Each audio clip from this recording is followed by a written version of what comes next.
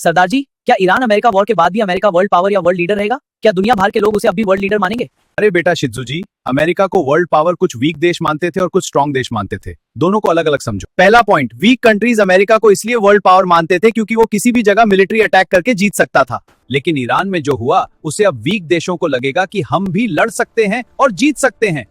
America ने Iran को 48 घंटे का अल्टीमेटम दिया था स्ट्रेट ऑफ हॉर्मूज खोलने के लिए, फिर 5 दिन एक्सटेंड किए और अब वीकेंड तक और 10 दिन दे दिए, फिर भी फुल अटैक नहीं कर पाया। सारी दुनिया देख रही है कि ईरान अपनी शर्तों का सेटलमेंट मांग रहा है। सारे सैंक्शंस हटाओ और हुर्मुज की सॉवरेंटी दो, और पीछे नहीं हट रहा है। हुर्मुज की सॉवरेंटी किसी को ऐसे नहीं दी जा सकती, लेकिन छोटे मोटे देश जो मानते हैं वो ऐसी डिमांड्स कर रहे हैं और अमेरिका से अब डरते नहीं। अगर ईरान नहीं डर रहा तो बाकी कंट्रीज भी नहीं डरेंगी। दूसरा पॉइंट, स्ट्रॉन्ग कंट्रीज, खासकर प्योर गल्फ कंट्रीज जैसे सऊदी अरेबिया, यूएई, सब अमेरिका को सुपर पावर मानते थे।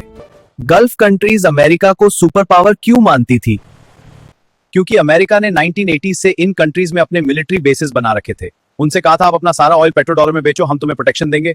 हमारी मिलिट्री वर्ल्ड वॉर 2 के बाद से सबसे स्ट्रांग है। लेकिन इस वॉर में साबित हो गया कि अमेरिका गल्फ कंट्रीज को प्रोटेक्ट नहीं कर पा रहा। ईरान सारी गल्फ पे मिसाइल्स और ड्रोन्स गिरा रहा है। कतार, बहरीन, सऊदी अरेबिया, यूएई सब अटैक में है। अमेरिका कुछ नहीं कर पा रहा, पीछे हट रहा है। इसलिए गल्फ कंट्रीज को अब असली प्रोटेक्शन नहीं मिल रही। हो सकता है आगे चलकर वो ऑयल डॉलर में ना बेचें, अपनी करेंसी या युआन में बेचें।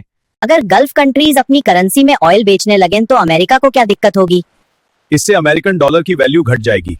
अमेरिका की मिलिट्री भी किसी को इतनी स्ट्रांग नहीं लगेगी। इससे अमेरिका का 70-80 साल पुराना सुपर पावर स्टेटस खत्म हो सकता है। वाह सरदार जी, आपने बहुत अच्छे से समझा दिया। Thank you so much. अगर आपको भी ये इंफॉर्मेटिव लगा तो लाइक और सब्सक्राइब कर देना।